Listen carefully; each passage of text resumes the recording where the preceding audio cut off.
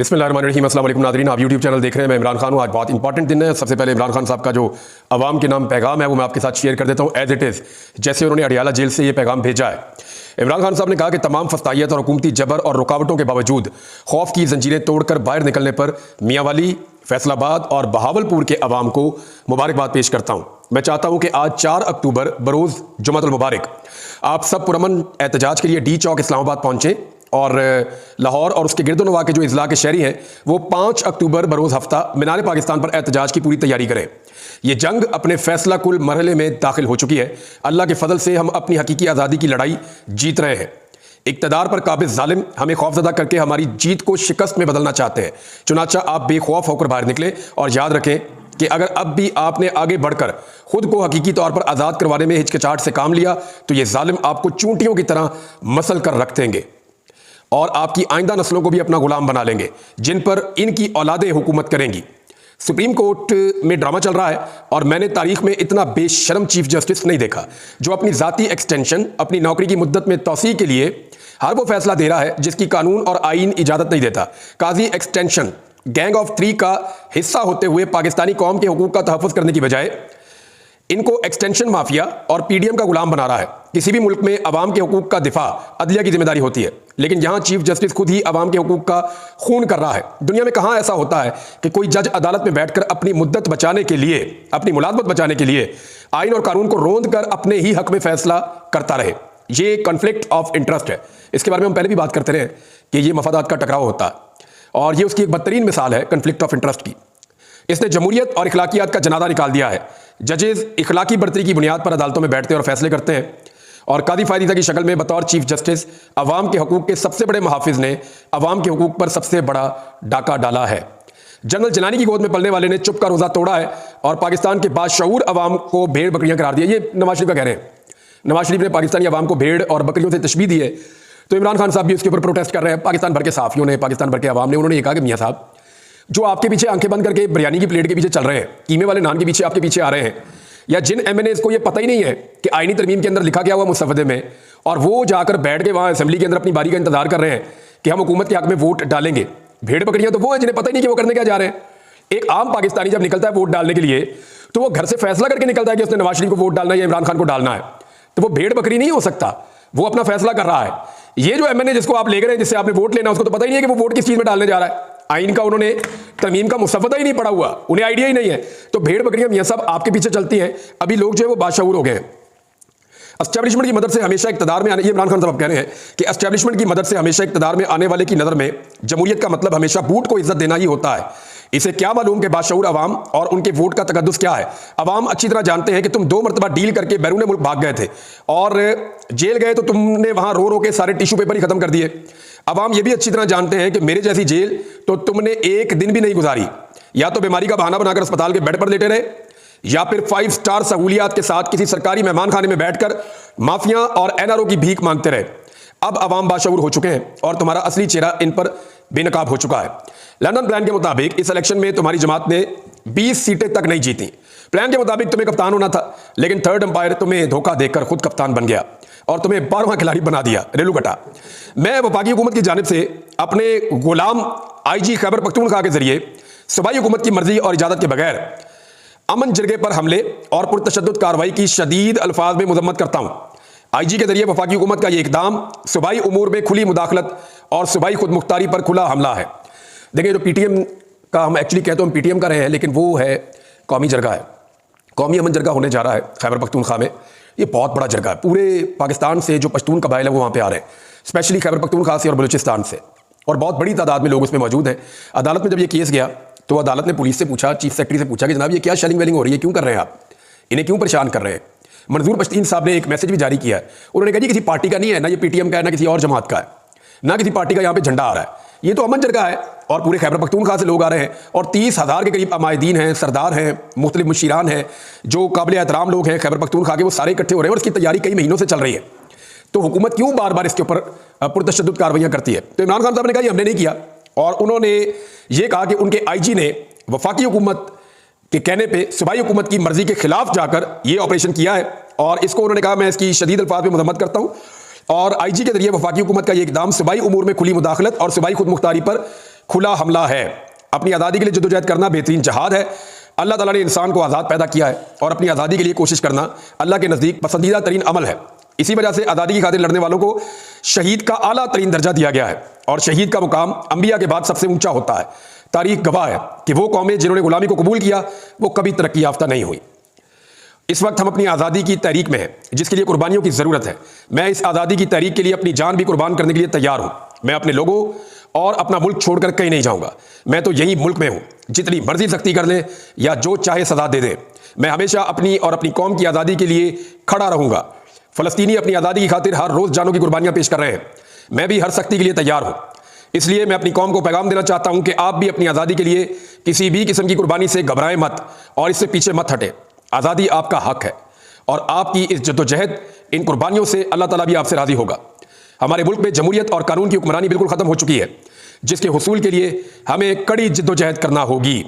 अल्लाह हम सब का हामी और नासिर हो। पाकिस्तान जिंदाबाद। ये जी इमरान खान साहब का एक पैगाम था। और उसके बाद जो सिचुएशन है वो मैं आपको बता देता हूँ। इस वक्त की जो लेटेस्ट सूरत हाल है, मैं ये वीडियो रिकॉर्ड कर रहा हूँ जिस वक्त तो तकरीबन 1 बजे के आसपास का टाइम है दोपहर का। तमाम काफले निकल चुके खैबर पख्तूनख्वा से और पंजाब से और वो अपने रस्तों में हैं। जो बड़े काफले मैंने अब तक देखे हैं उनमें DI खान से निकलने वाला काफला बहुत बड़ा है, जिसमें करक से, लकी मरबत से, DI खान से आए हुए लोग हैं और जो जनूब का बन्नू के लोग हैं, ये सारे वहाँ से इकट्ठे होकर ये लोग अब CPAC के जरिए से और मुख्तलिफ रस्तों से पहुँचेंगे इस्लामाबाद की जानिब। वो उनकी अपनी हिकमत अमली है, लेकिन ये काफला बहुत बड़ा है।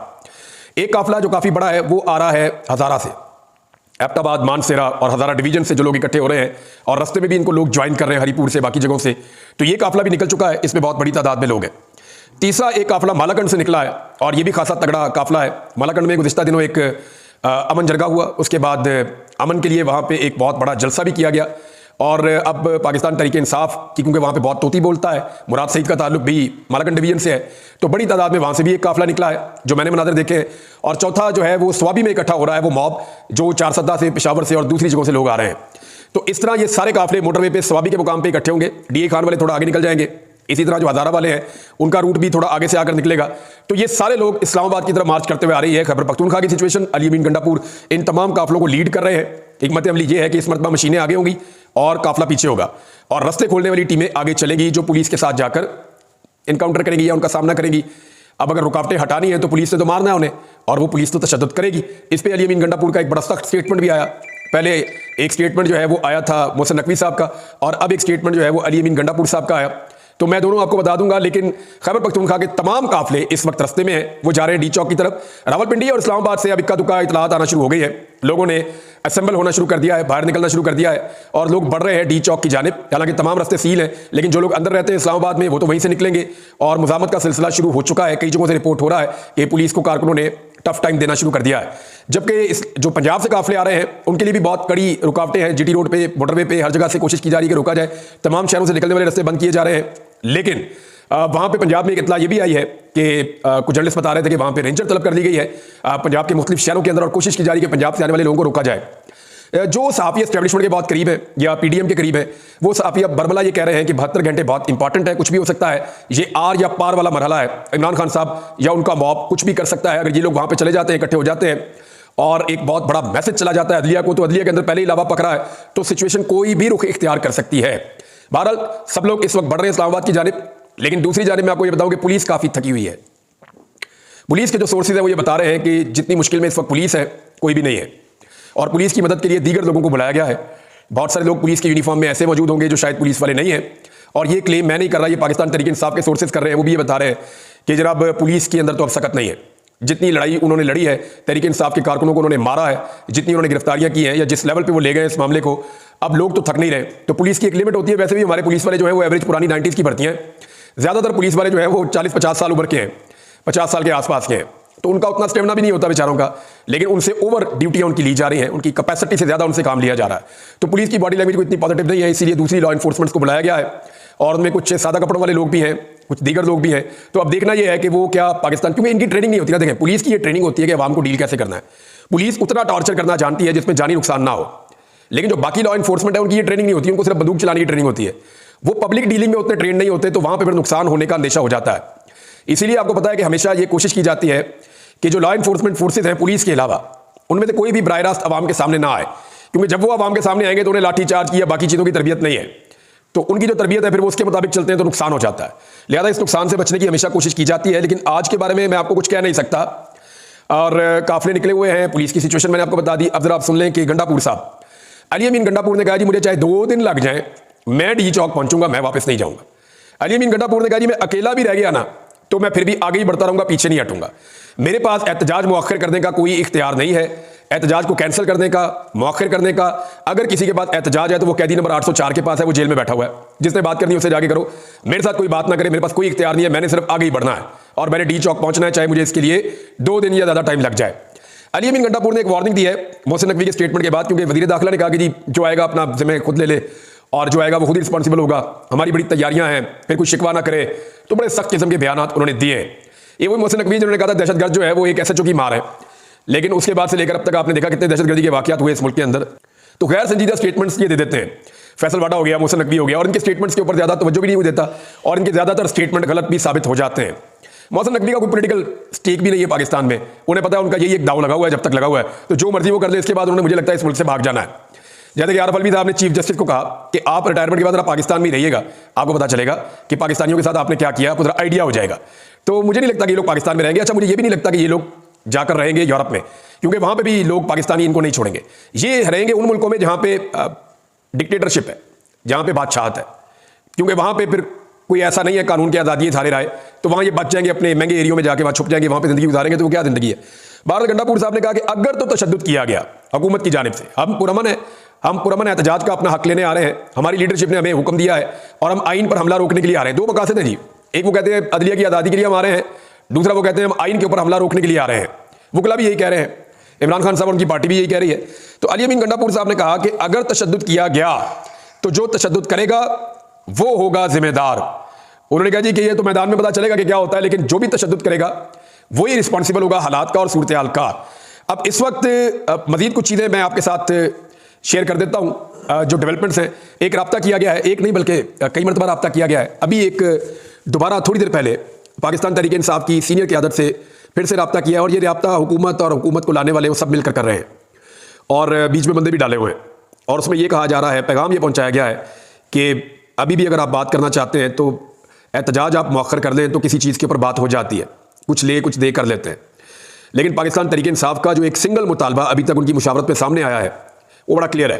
हुकूमत अगर वो मुतालबा मान लेती है तो ये एहतजाज मौखर हो जाएगा, अदरवाइज लोग डी चौक पहुंचेंगे और सिचुएशन हुकूमत के हाथ से निकलेगी। हुकूमत ये बात अभी मान ले या बाद में मान ले, या फिर हुकूमत के बाद ये रास्ता है कि इतनी सख्ती करे, इतना टॉर्चर और इतनी ब्रूटैलिटी करे कि हज़ारों लोगों को जेलों में डाल दे, लोगों को जख्मी करे, लोगों की जानें जाती हैं तो जाएं, लेकिन वो एक फस्तायत और एक मार्शल लॉ टाइप का माहौल बनाकर तहरीक इंसाफ को वापस धकेले। या तो उनके बाद ये ऑप्शन है कि वज़ीर आला जो आ रहे हैं उनको भी गिरफ्तार करें, वज़रा को भी गिरफ्तार करें और मुल्क में एक मार्शल लॉ जैसी कैफियत लगा दें। और अगर वो ये नहीं कर पाते तो फिर उन्हें बातचीत करनी पड़ेगी, टेबल पे आना पड़ेगा।